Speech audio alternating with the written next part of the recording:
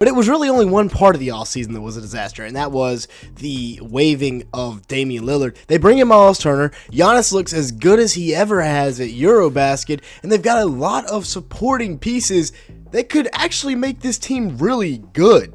And you might think I'm crazy for saying this Bucks team is bad, but at the end of the day, they have a guy named Giannis Antetokounmpo, and he is only worse than Nikola Jokic in the modern NBA. I feel like that's 1 and 2 in the league. Shea is up there as well, but I think you got to give it to Giannis here because of his play on both sides of the ball. 30 a night with 12 rebounds, 6.5 assists as well.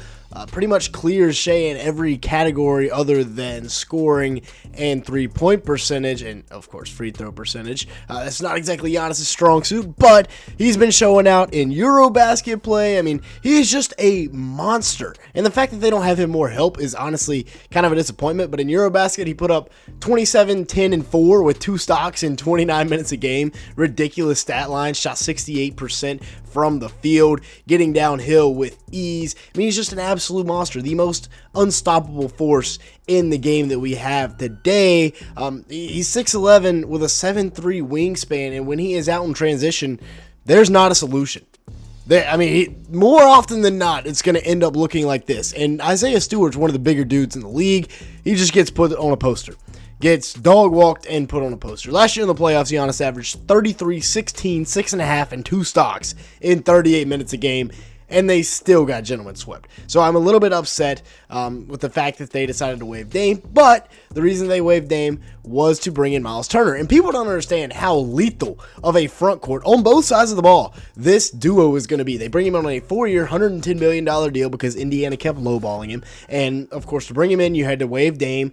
But at the end of the day, they wanted to win this year, bringing in Myles Turner, who last year went to the NBA Finals, averaged 15.5 points a game, 6.5 rebounds, 2 assists, and a steal with 2 blocks, shot 48% from the field and 40% from 3 on 5.5 attempts in the regular season.